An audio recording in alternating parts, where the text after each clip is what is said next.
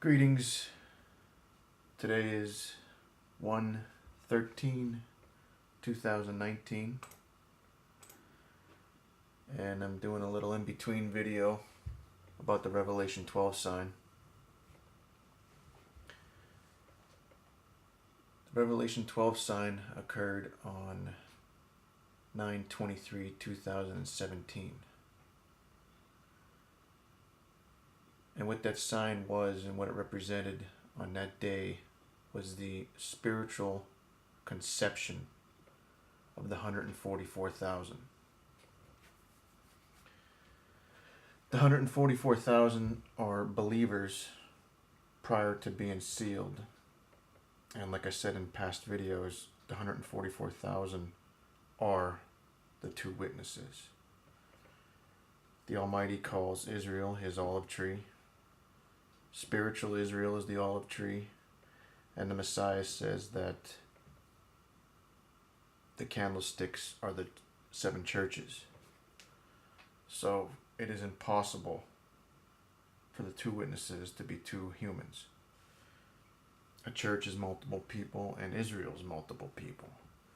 But the bottom line is, and I'm 100% certain, that the 144,000 is the two witnesses of Revelation 11. And their conception in the Spirit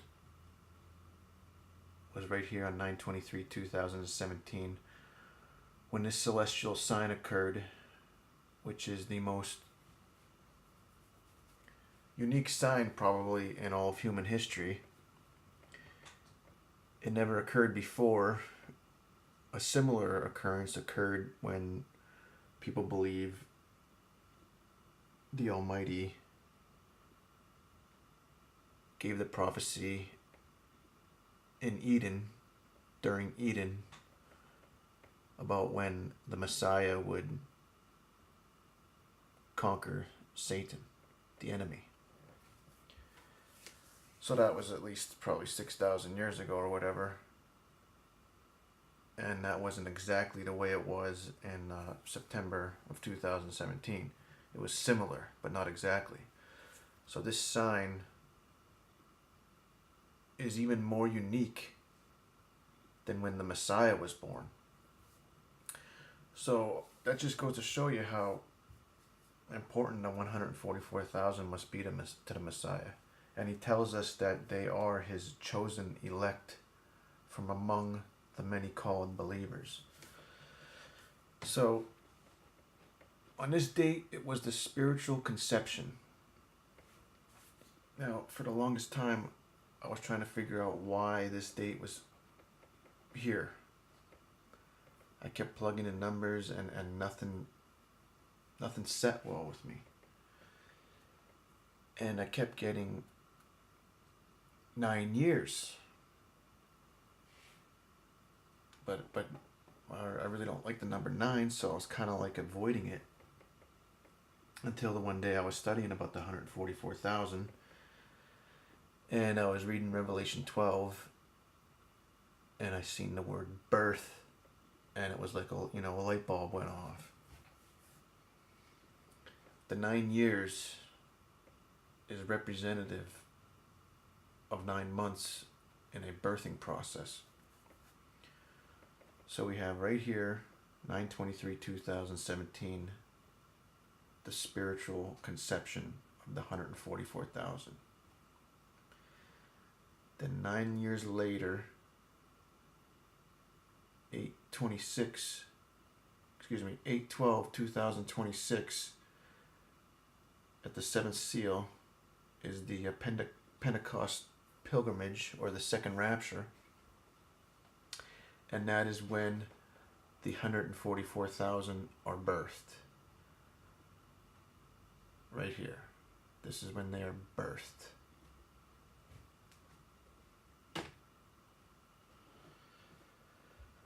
So Revelation 12 is the timeline of the 144,000. In Revelation 12:1, we see the woman, which is the celestial sign. It's explaining the celestial sign.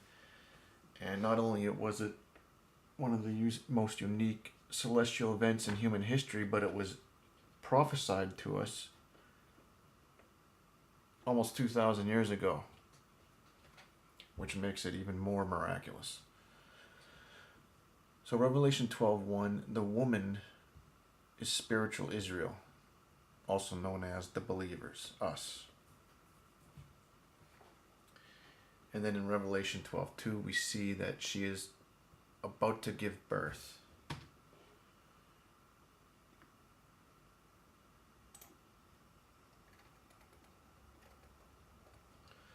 So we have 12:1, and there appeared a great wonder in heaven. So right there it's telling us it's a sign in the heavens. A woman clothed with the sun and the moon under her feet, and upon her head a crown of 12 stars. So this right here lets us know that it is a celestial event, which we already knew that, but... And then it says, and she, being with child, cried, travailing in birth, and pained to be delivered. So in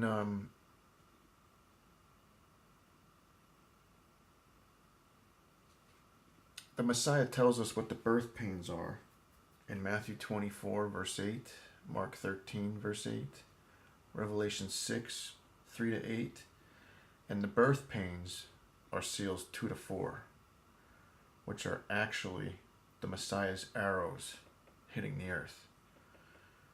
The wicked, adulterous generation, they're receiving his just recompense. So we know what the birth pains are. And in chapter 12, verse 2, it's telling us that she's about to give birth. So these aren't just the pains. She is right there ready to give birth. So this is spiritual Israel, believers, about to give birth to the 144,000, the two witnesses, who are believers. They are amongst the believers because they are believers. And I say that because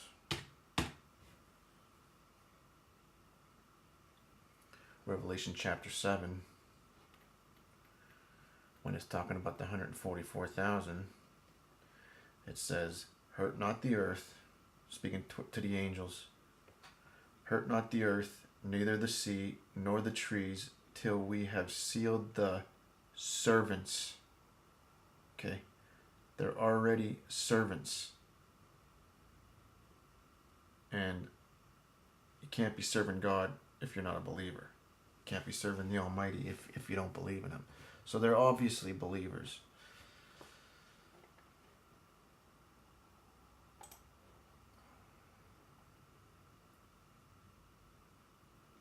Now, since she is about to give birth, what does it exactly say? Travailing in birth, pain to be delivered of the child. So that tells us that this timeline, starting right here, start of the timeline, this is the sign of the timeline, and this is the beginning of it right here. Well, because it's so close to the birth, that's obviously the sixth seal, which is Revelation 6, 13 to 17, the end of the sixth seal. So, right here is the sixth seal, which is basically the start of this timeline. Then it says, and there appeared another wonder in heaven. And behold, a great red dragon having 7 heads and 10 horns and 7 crowns upon his heads. Okay. Some people have said that they know where this sign was in the heavens. I didn't research that one out. So if you guys are curious about that, you have to find it yourselves. I didn't do it. But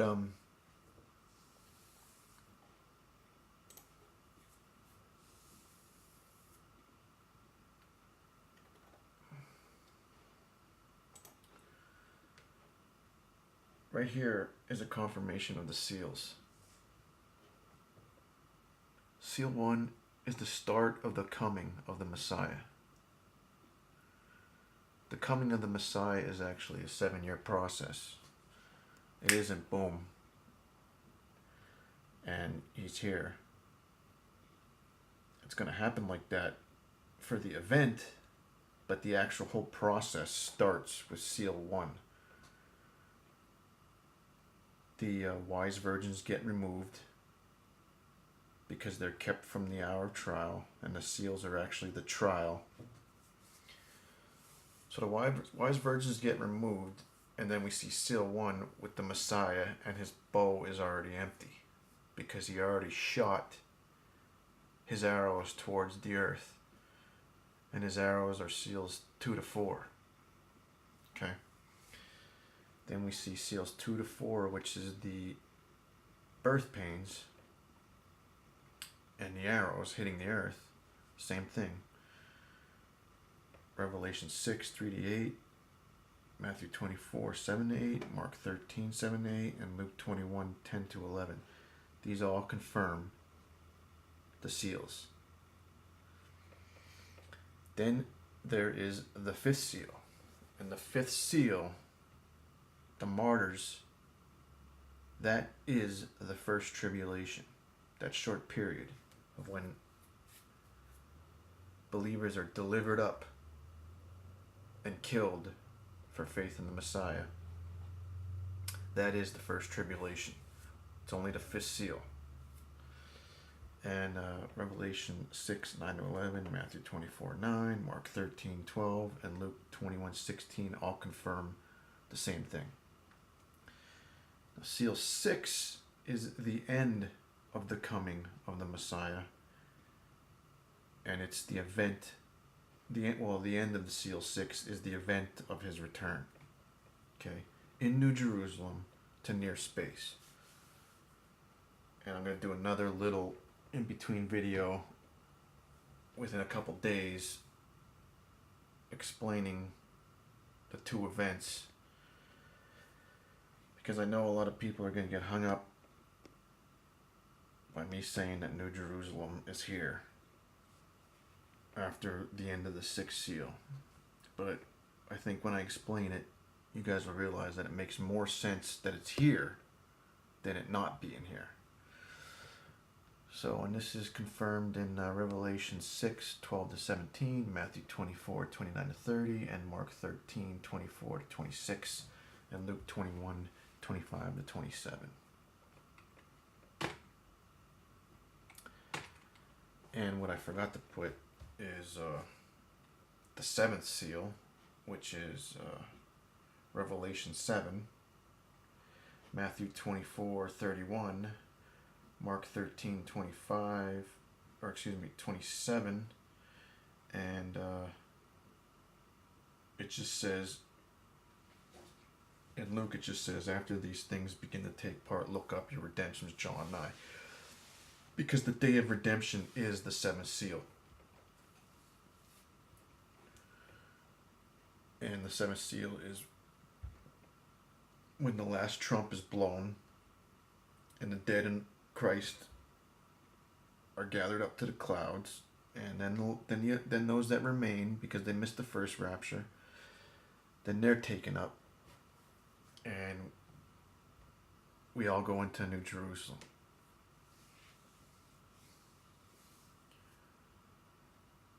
And what's happening there is the last trump. It's a military slogan concerning blowing trumps to notify the army of what time it is. And the last trump is telling the army that it's go time. You know, like the first trump was saying, all right, we have a half a day to get ready, get your stuff, start getting your gear together, blah, blah, blah. Then the second trump saying, all right, 3 hours to go. Start, it's really time to get ready. And then the last trump basically means it's, get on your horses, or get time to get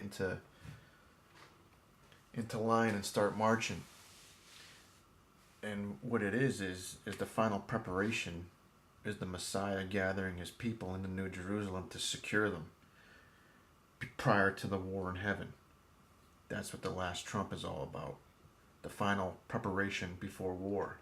It has nothing to do with the other 7 trumpets of wrath. Everybody wants to say that, but it's not true. It has nothing to do with the 7 trumpets of wrath. It's a military term, and in 1 Corinthians 14, Paul confirms it. And everybody in the day that Paul was talking to would have understood this, because the ancient Israelites did it and the Roman legions did it. So that's what the last trump is. And that occurs at the 7th seal, which is the Pentecost pilgrimage, or the second rapture.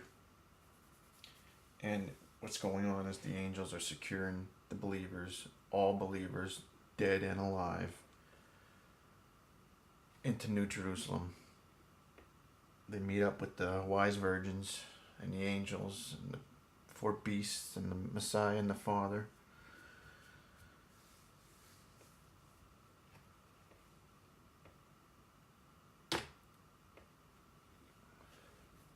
Then we have Revelation 12:3.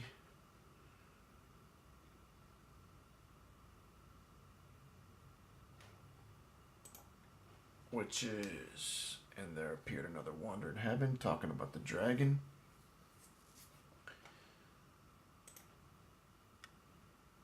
Now,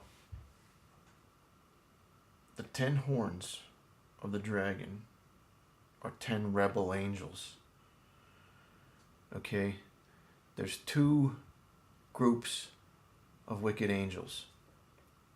The first group are the ones that were in Eden, who the Almighty put there to supervise the beginning of humanity. And they were supposed to intercede for humans to the Almighty. Report. But they ended up rebelling, and that was the original sin. And the Almighty blames all evil on the first wicked angel that started it all, which I believe its name is Azazel. So they were locked up in the abyss, the bottomless pit, depending on what translation you use. During the flood, the Almighty passed judgment on them. They begged Enoch to intercede for them, because they knew they royally messed up. And they begged Enoch to intercede for them, and he did. But the Almighty said, of course I'm paraphrasing, but he said, nope. You tasted the heavenly, you were made spiritual, you were heavenly. I put you in charge of supervising humans on earth to intercede for them. You were supposed to intercede for them, but now you're asking a human to intercede for you. And then he went on to say that he's going to force them to watch their children kill each other, which was the giants, because the giants started consuming everything. And it came to a point where the humans couldn't even produce enough just to feed the giants. And that's, the days of Noah, and it just went crazy. The giants started killing everything, eating humans, killing each other, eating each other. And it was just a huge chaos. And the Almighty said, you're going to watch your children kill themselves. And then I'm going to lock you in the abyss until your day of judgment, to your final consummation of your judgment. And this group of wicked angels are currently locked in the abyss. So anybody who tries saying, oh, the Antichrist this or the Antichrist that, blah, blah, blah. No, the Antichrist is not here. It's locked in the abyss right now. So Don't pay any attention of any of them baloney pushers saying that Obama or Trump or Prince Harry or whoever. No. The beast from the sea and the beast from the earth are currently locked in the abyss, and they are not released until the trumpets, period. So then the other group of wicked angels, after the flood, so the first group mated with females, and the Almighty judged them, locked them in the abyss until the final consummation, which is the final 7 years of wrath, which is 3.5 of trumpets and 3.5 of bowls. Then, after the flood, after Babel, when the Almighty separated the nations, he put an angel as a supervisor over the nations. And these 10 that make up the dragon rebelled. They stopped doing what they were supposed to do. And they are currently in rebellion. At least one of them is still able to go to New Jerusalem, because it says that he's always there accusing us to the Father. So at least one still has access to New Jerusalem, but I'm not sure if they all do, or if they're all there, or where they're all at. But long story short is they're still free to roam. And in Ephesians 6, the word in the Greek actually says that they are the powers of the cosmos. And when in Ezekiel 38, when the Almighty talks about what he does to Gog, which is one of these rebel angels, it says that he puts a hook in his jaw. But in the ancient Hebrew, it's referring to a nose ring that was put into prisoners' noses in the ancient times. They slapped a big nose ring in. So in modern terminology, it would be not hooks in the jaw, but it would be handcuffs. And he talks about taking them from the remote parts of the north. Now, in other places of Scripture, when it talks about north, it'll say the north of earth. But for Gog, it just says the remote parts of the north. And when you research it, that's speaking of space. So what it's saying in Ezekiel 38 is that the Almighty is going to seize the dragon from the north parts of space, drag him like a donkey towards earth, and then throw him down to earth. And then we all know what happens after the war in heaven. When he gets thrown down, they surround Judea and take over the world with ease. The word peace in Daniel, it's not peace, it's ease. That's an extremely bad translation into the English. But the Hebrew is ease. So they don't conquer by peace. They don't seize control by peace. They do it with ease. Okay? Now, this is the way I describe the scriptural structure of how it explains empires, all right? When it refers to a beast, that seems to be the empire itself. The head seems to be a kingdom or a nation within the empire. A horn is a leader within the empire. And then when it has diadem on, it means their official king or leadership within the empire. So you may have a beast with 7 heads, 10 horns, but only 7 diadems.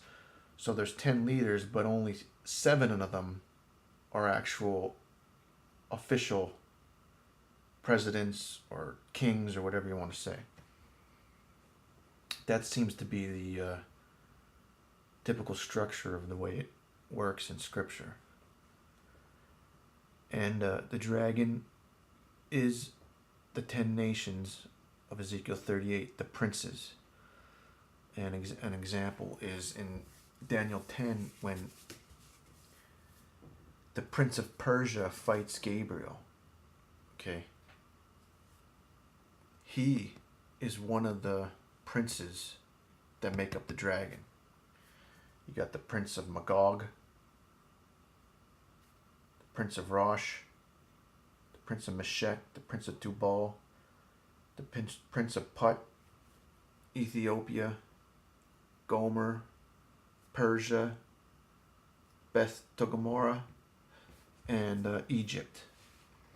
They're the 10 princes that make up, the 10 rebel angels that make up the dragon.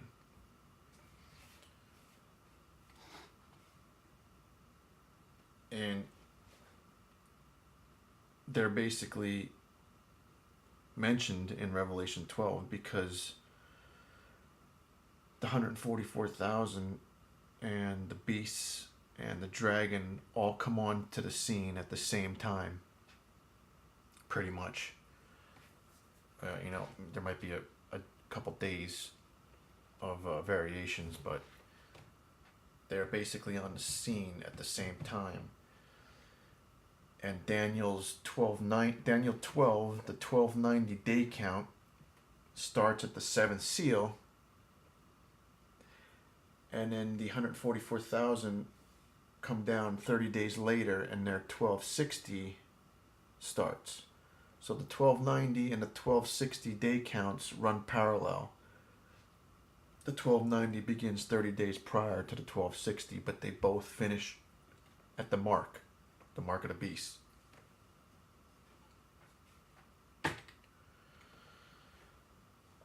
So Revelation 12:4 is confirmed by Revelation 8:6-12.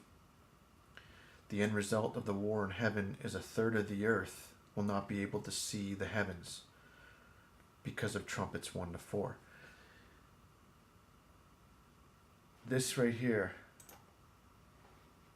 this is one of the scriptures I was hung up on,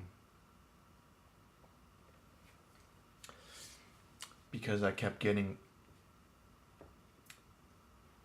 I was trying to figure out how many angels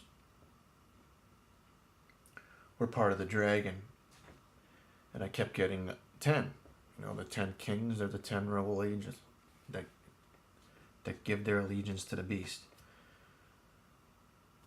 So I kept getting 10, but this third part kept hanging me up.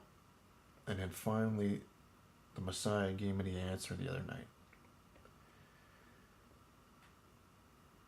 This third part isn't talking about angels. I thought it was for the longest time, but it isn't. What it's saying is that the war in heaven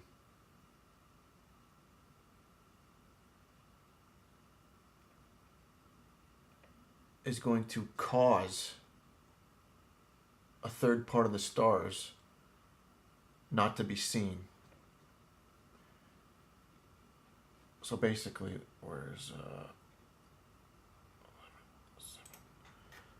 so we'll go to the trumpets here. And as we see the trumpets, which is the war in heaven, first couple trumpets. Okay, and the 7 angels which had the 7 trumpets prepared themselves to sound. The first angel sounded, and there followed hail and fire mingled with blood. That's giving you a little indication it's the war. And they were cast upon the earth, and the third part, okay, second angel sounded, as it were, a great mountain burning with fire was cast into the sea. So here's the woe to the earth for the war in heaven in Revelation chapter 12, where it says, woe to the earth. Here's the earth. first angel, first trumpet, the earth. And woe to the sea. Here's the sea. Second angel, second trumpet. Then we have the third part.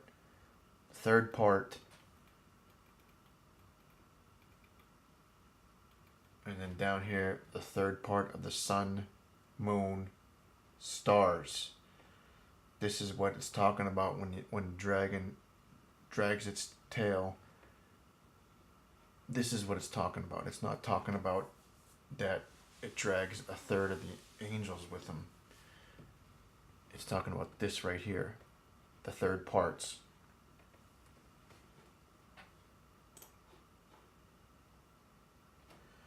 And his tail drew the third part of the stars of heaven and did cast them to the earth.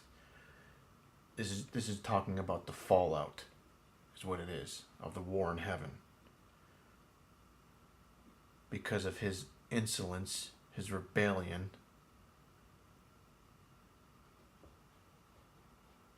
the fallout of the war in heaven. Okay.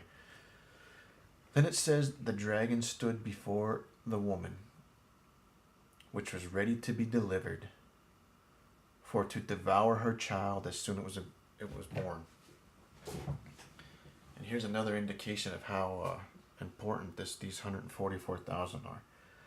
The dragon knows that this is the only thing that stands in its way of world domination, the 144,000.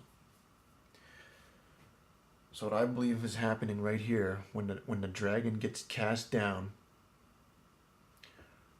or excuse me, prior to the war in heaven, I believe the dragon gets its nations, which are the nations of Ezekiel 38, and gets them surrounding Judea, modern day state of Israel, that area, which would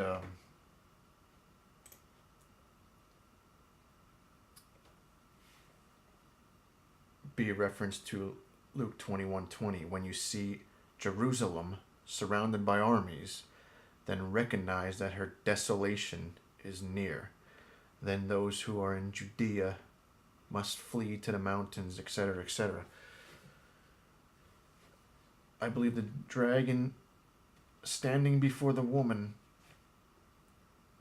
is when he gets his armies, when he sets them up around Israel, Judea, because he wants Jerusalem. That's where he's going to be. That's where they're, not he, they. That's where they will be headquartered, Jerusalem.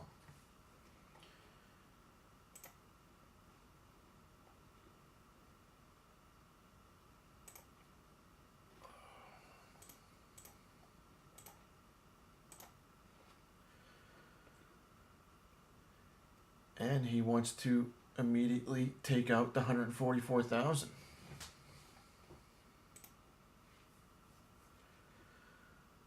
So Revelation 12:4 equals Matthew 24:15. This is talking about these three scriptures right here are confirming Judea being surrounded. And I believe it's the dragon positioning its nations around Judea in anticipation for the coming of the 144,000. Now, we have Revelation 12:5. And she brought forth a man-child who was to rule all nations with a rod of iron, and her child was caught up unto the Almighty and to his throne. Now, if we go to Revelation 11, okay, so the two witnesses are the two olive trees and the two candlesticks. Okay, the Almighty calls Israel his olive tree. Okay, and the Messiah says the candlesticks are the seven churches. So now I believe the two olive trees is one of two things. It either means north and south Israel when they split. So the northern kingdom and the southern kingdom. Or it means that they're representing because they are believers, genetically coming from Jacob, their DNA is straight from Jacob, from the 12 tribes, 12,000 of each, with the exception of Dan, which I believe Dan is the fifth seal, but we'll get to that later in another video.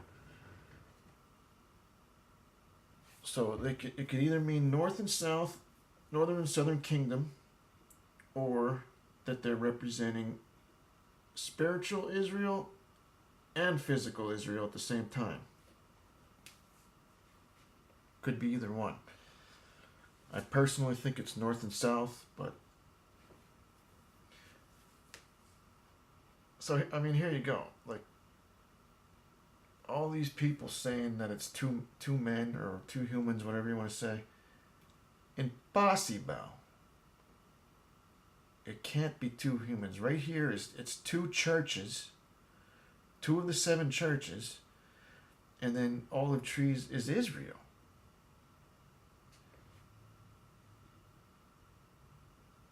I'm 100% certain the 2 witnesses are the 144,000, but I'm just letting you guys know the 2-man theory is ridiculous. So, she brought forth a man-child who was to rule all nations with the rod of iron. Her child was caught up unto the Almighty and to his throne. Okay, so this right here is the 7th seal, which is the Pentecost pilgrimage, the second rapture. Now, because the 144,000 are believers, they get caught up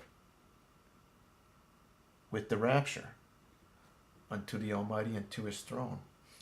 And right here gives us a clue of one of the churches that they represent. Revelation 12:5 equals spiritual Israel giving birth to the 144,000, and they are raptured up with the believers.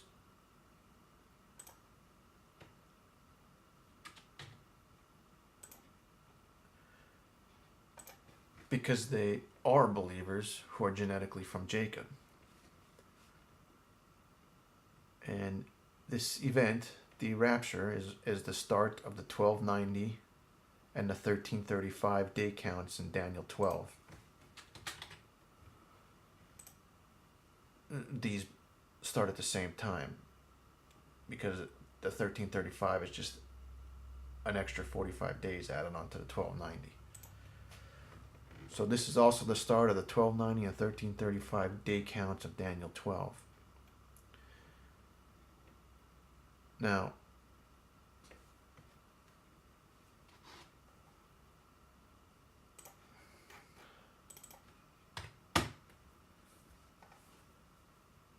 so the rod of iron in verse 5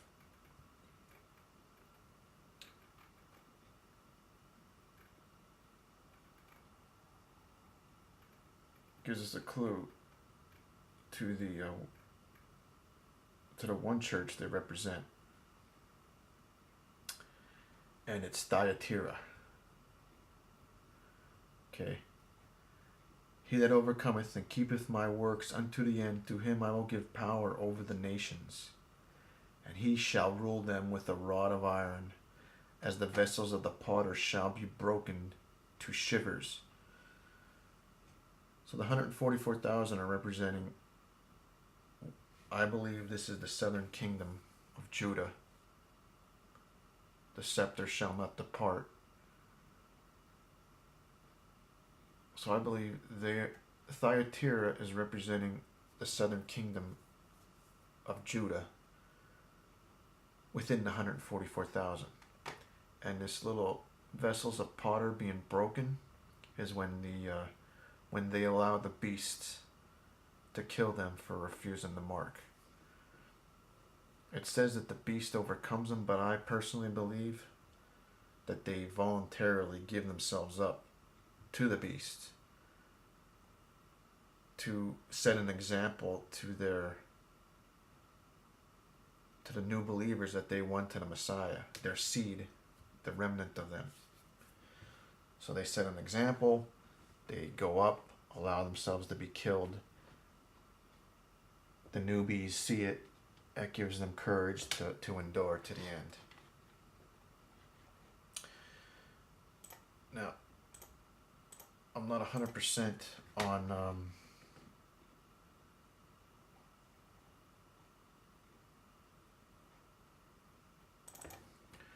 I'm not 100% on what church represents the northern kingdom. But if I had to guess, I would say it's Pergamum. So Pergamum may be the northern kingdom, but Thyatira, in my opinion, definitely represents the southern kingdom of the 144,000. But I haven't got a confirmation on that yet, so I'm not certain. But I'm just throwing that out there. Still working on that. Now, during the 30 days that they are caught up, I believe that they get commissioned/sealed, given their power, which I personally believe to be basically direct access communication linked to New Jerusalem.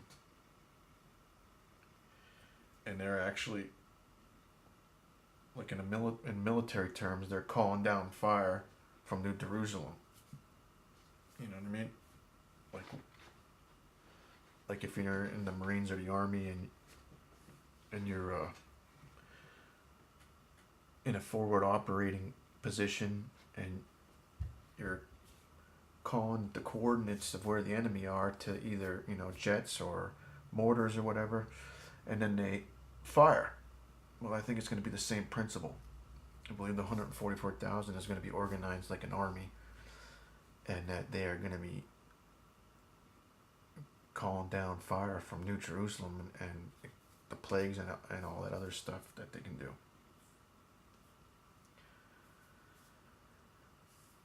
So then, after the 30 days, they're sealed, given power, and then sent back to earth to witness to the unbelievers their final opportunity. And they're down here for 1,260 days.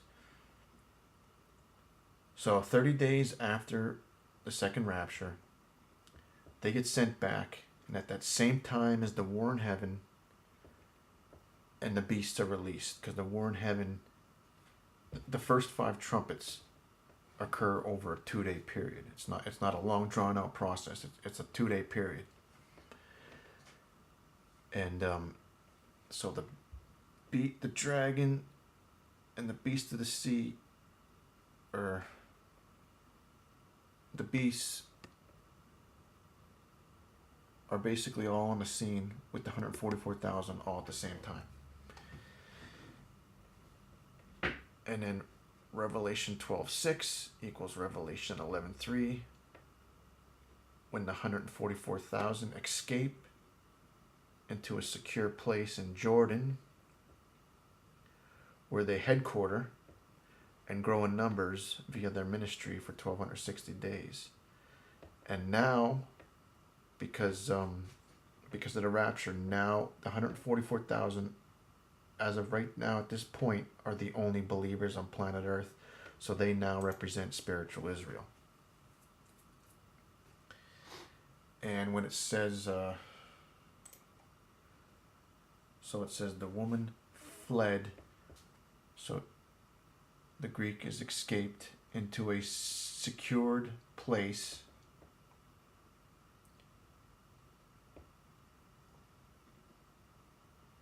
where she hath a place prepared of the Almighty, that they should feed her there 1,260 days.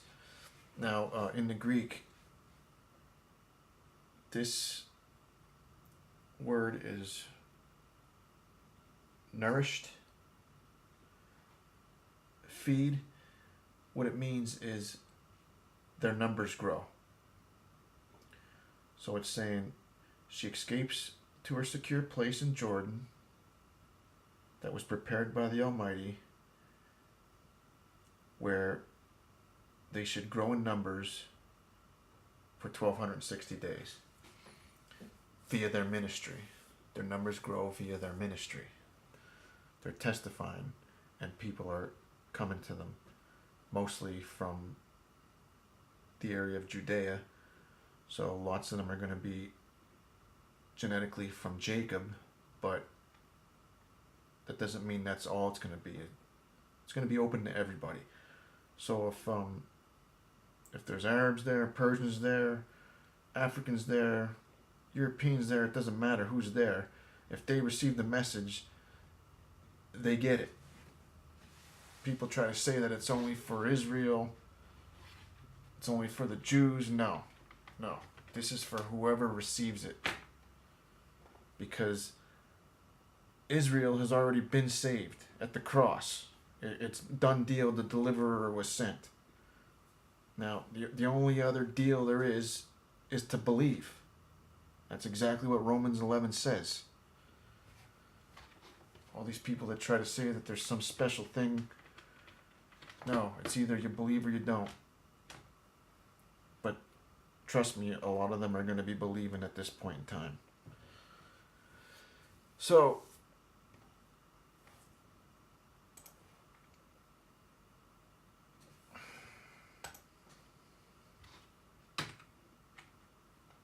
then we have Revelation.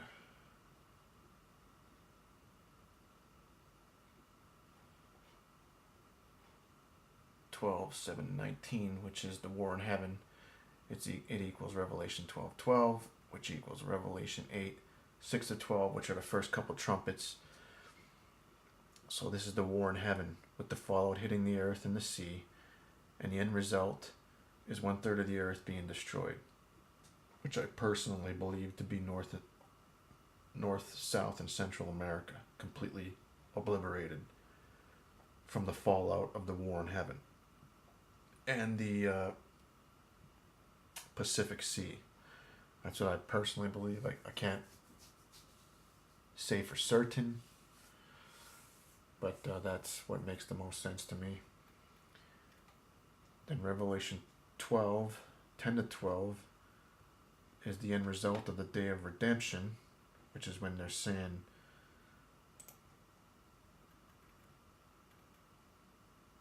now is come salvation and strength in the kingdom of Almighty and the power of his Christ, for the accuser of our brethren is cast down, which accursed them before the Almighty day and night. So that's what makes me think that one of them still has access to New Jerusalem. Maybe like he's the representative, like an attorney or something. But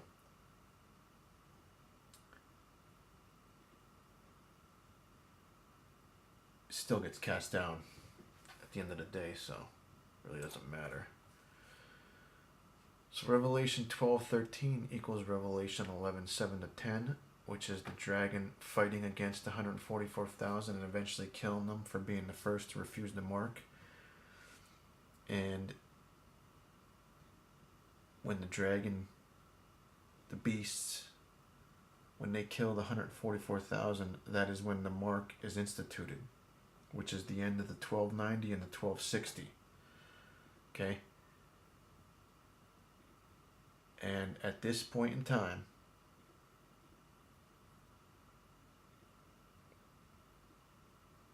when the mark is instituted, this is the start of the Great Tribulation. Right? And it's also the end of Jacob's trouble, because they are killed.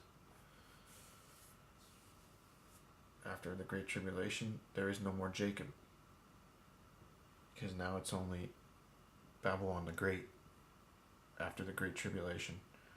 After the end of these 45 days and the beast kill all the new believers, the only thing left on planet Earth is people with the mark, which is Babylon the Great.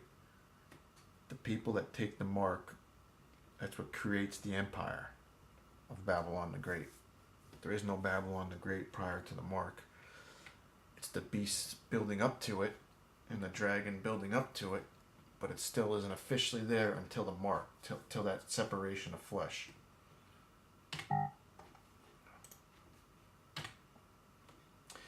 Then Revelation 12:14 equals Revelation 11:11 to 12, which is the rapture of the 144,000 to New Jerusalem for the final 3.5 years, of which the wrath of the Almighty, the bowls, is being poured out, which equals Revelation 14:1 to 5. And this is also the Psalm 90, we fly away. So we have Revelation 11,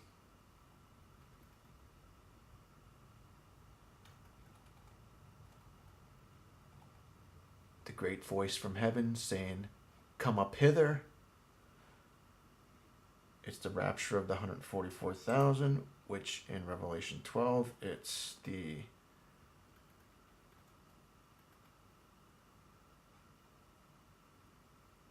to the woman were given 2 wings of a great eagle, that she might fly into the secure place, which is Mount Zion and New Jerusalem, as we see in chapter 14, 1 to 5, the 144,000 with the Messiah in New Jerusalem on the heavenly Mount Zion, away from the face of the serpent. So they're away from the serpent's presence for 3.5 years, which is the final 3.5 years of wrath, which is the bowls. Okay, and then we see that also in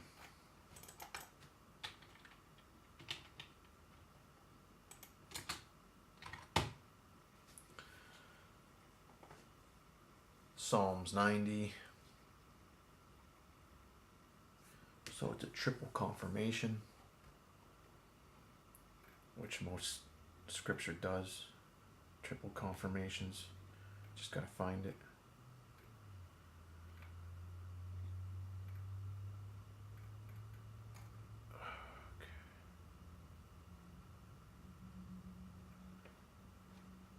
As for the days of our life, they contain 70 years, or if due to strength, 80 years. But it's labor and sorrow, these 10 years from the 70 to 80, which is 7 years of seals, and then 3.5 years of the trumpets, which is the beginning of the wrath. It's labor and sorrow. And then we fly away, which is the fly into the wilderness, which is also the come up hither.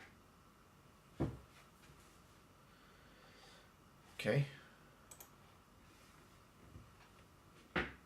Now that the 144,000 are gone,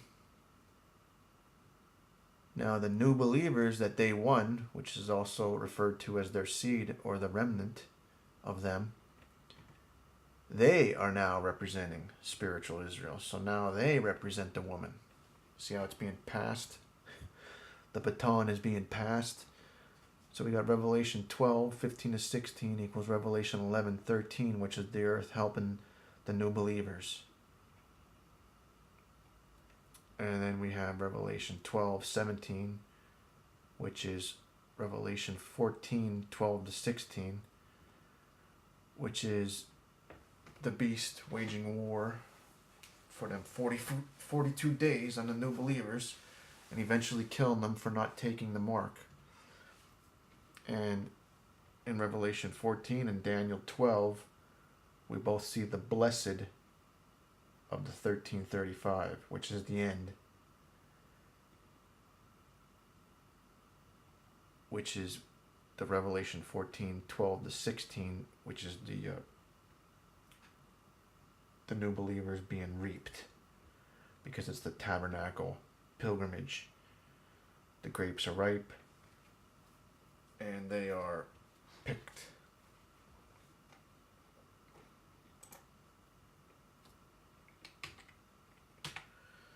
Okay, so do you see how Revelation 12 is a timeline of the 144,000? This is the start, the spiritual conception.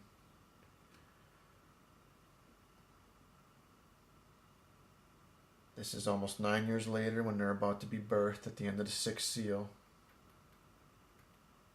This is describing their enemy, the dragon.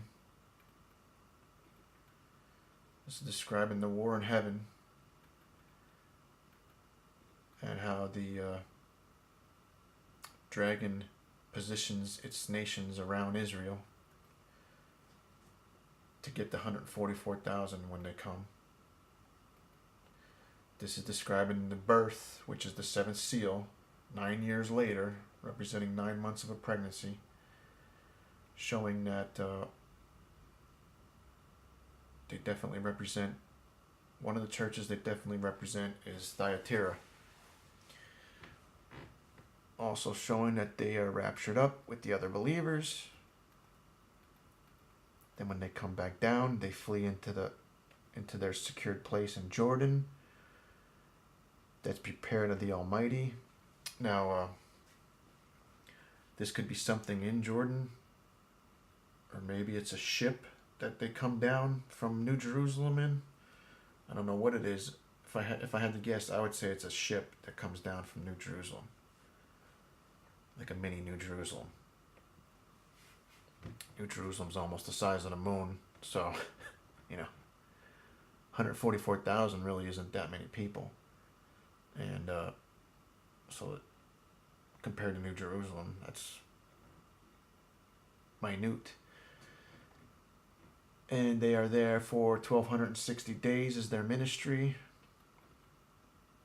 which is the 3.5 years of the wrath of the Lamb, which is the trumpets.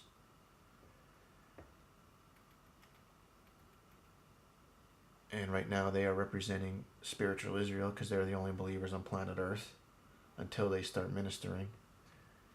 And I believe that the humans in the beginning here are all possessed with the demon army that comes out of the abyss because they have no protection because they're unbelievers. And that's why it says that, where it says in Revelation 9 about them wishing they were dead, but death flees them. To me, that's demon possession.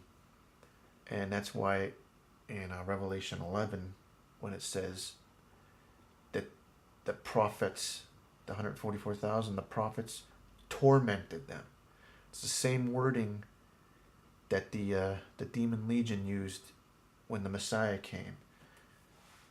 That just his presence tormented him. So I think that's one of the things that the 144,000 do in their ministry is they start casting demons out of these people. And then we have the war in heaven, which is the first couple trumpets. Then the dragon's down and the beast is released. And they come after the 144,000. And then they are eventually allowed to kill the 144,000. And then the 144,000 is raptured up. And this is also the seventh trumpet with the earthquake, etc., etc. And the new believers, the newbies, they're all seeing this. So this is like some major stuff that they get to see to give them the courage to refuse the mark. And then the 42 days after the 144,000 are raptured up, the beast and the dragon go after the newbies and eventually kill them for not taking the mark. And then they get raptured up, as seen in Revelation 14 with the reaping, and then we see them at the throne with the rest of the bride in Revelation 15:2. So there's the timeline of the 144,000. And it all starts with the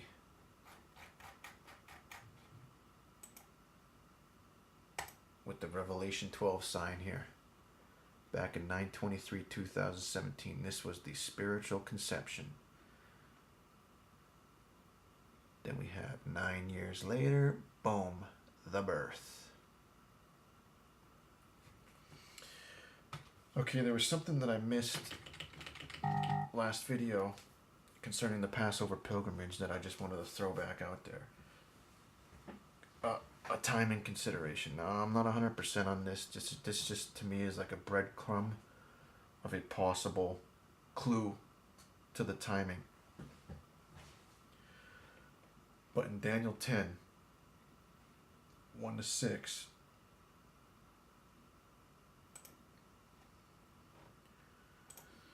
it says, in the 3rd year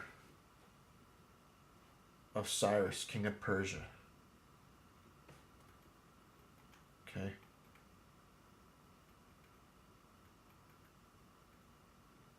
On the 24th day of the 1st month, and when he looks, he sees a man in linen, whose loins were girded in fine gold. His body was like beryl, and his face the appearance of lightning, his eyes as lamps of fire, and his arms and feet like polished brass. And the voice of his words were like the voice of a multitude. Now, in this translation, it says, 24th day of the 1st month, 3rd year of King Cyrus.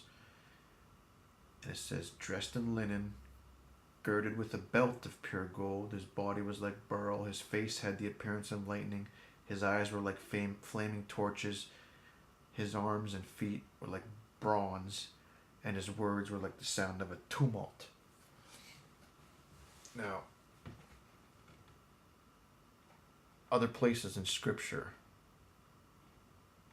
his words, his voice, the sound of thunder or tumult is always the Almighty or the Messiah, not an angel, as far as I can tell.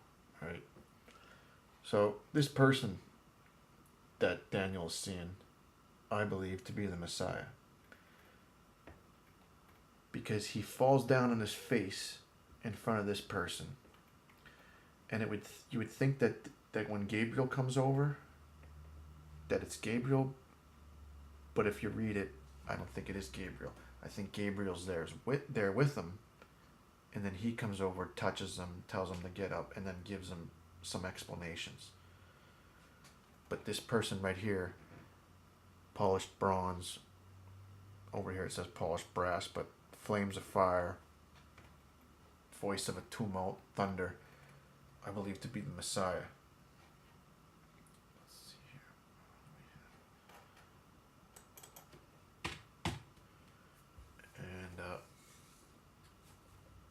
Over here in Daniel 7,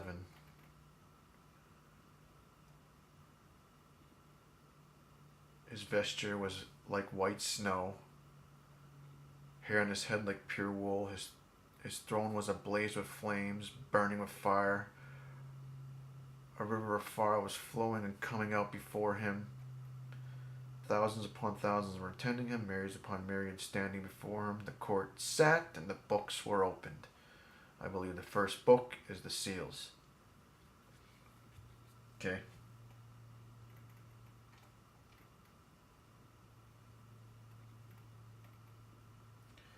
So where else do we see this?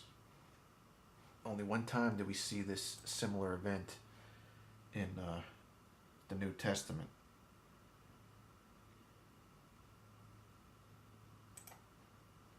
And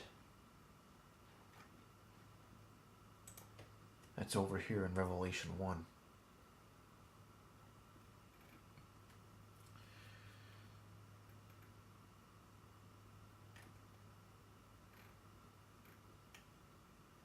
And his head was, okay, here we go. The Son of Man, clothed with a garment down to the feet, girt about with paps, a golden girdle. His head and his hairs were like white like wool, as white as snow, and his eyes were a flame of fire, and his feet like unto fine brass, as if they burned in a furnace, and his voice as the sound of many waters. Okay.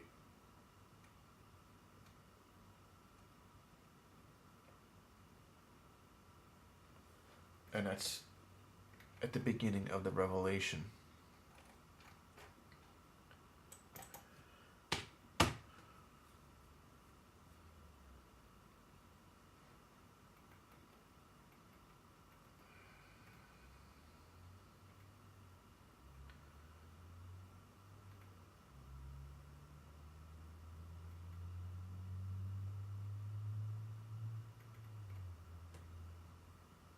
And then we see over here in Revelation 4, which would be the Passover pilgrimage.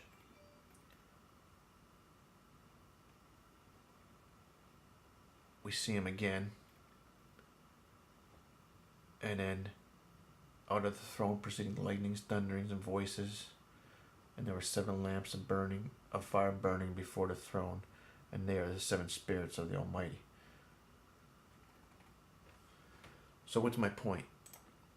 Is that I believe that these parallels in Daniel and Revelation is a little breadcrumb of a clue to the timing of the Passover pilgrimage. Why? Because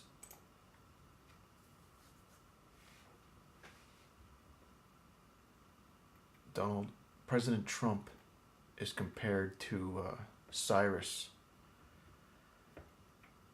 And the Sanhedrin actually made a coin with him and Cyrus on it, a tribute of the Cyrus Balfour Trump Declaration.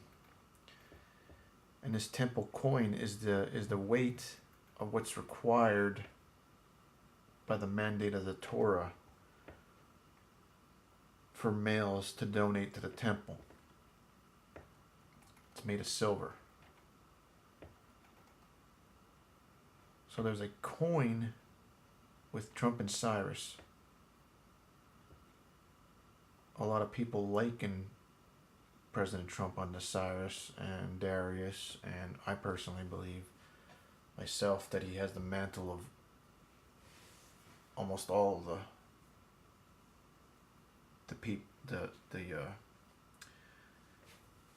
Almighty's people from the Old Testament. He was Jehu when he beat Hillary. He's Elijah when he's standing up to the wackos.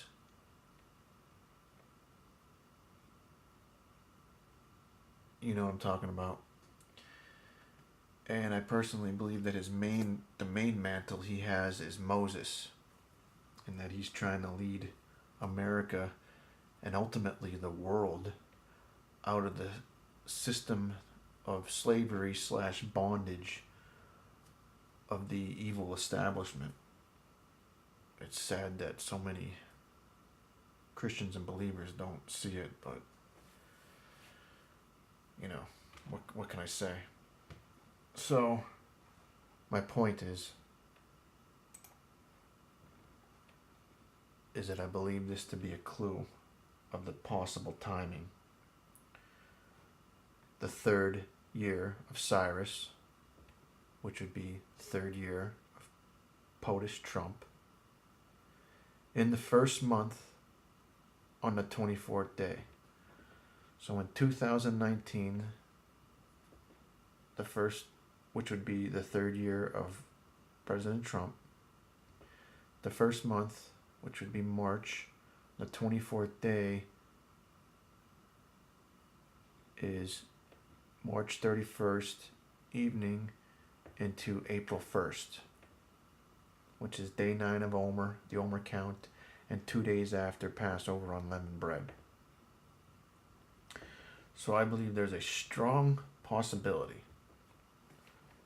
for the timing of the Passover pilgrimage to be between March 20th, which is the spring equinox, and April 1st, which is the Daniel 10, 3rd year, 1st month, 24th day. This may be a breadcrumb, it may not. I personally think it is. Time will tell.